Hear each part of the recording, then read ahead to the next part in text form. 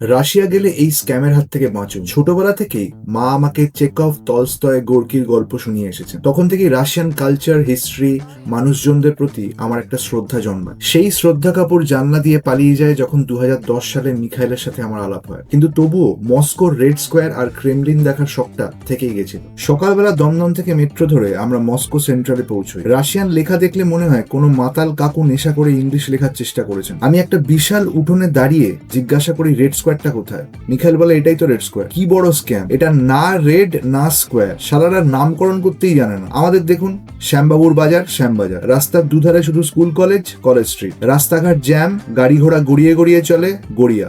Simple. Russian ব্যালের কথাও অনেক শুনেছিলাম, তাই এরপর সেখানে যাই। ক্রেমলিনের মধ্যেই এই বিশাল অপেরা হাউসে ঢুকি, যেখানে ইয়ানার বন্ধু তানিয়া আমাদের জয়েন করেছিল। ওদের ট্র্যাডিশন অনুযায়ী আমি ওপেন স্যান্ডউইচ আর শ্যাম্পেন খাই, তাতে যদিও আমার খিদে বিন্দুমাত্র মেটেনি। ওখানে সোয়ান লেক বলে একটা এপিক ব্যালে দেখি, ফ্ললেস মুভমেন্ট আর রাশিয়ান লেজেন্ড চেকভস্কির ব্যাকগ্রাউন্ড স্কোর। শোয়ের শেষে 10-15 মিনিট ধরে কলাকুশলীদের জন্য হাততালি দেয় সব দর্শক। যখন থিয়েটার করতাম, দেখতাম আমাদের দেশের অধিকাংশ পাবলিকই শোয়ের শেষে ধাক্কাধাক্কি করে হল থেকে বেরোনোর ধান্দা করে। আমরা না সম্মান দিতে জানি না নিতে। এরপর সেন্ট্রাল মস্কোর পুরনো রাস্তায় 20,000 স্টেপ হাঁটার আর একটা ভালো ডিনার করার পর তানিয়া টাটা করে চলে যায়, আর আমরা এই ভদ্রমহিলার ফ্যাশন সেন্সকে জাজ করে দমদমের মেট্রোতে উঠে পড়ি।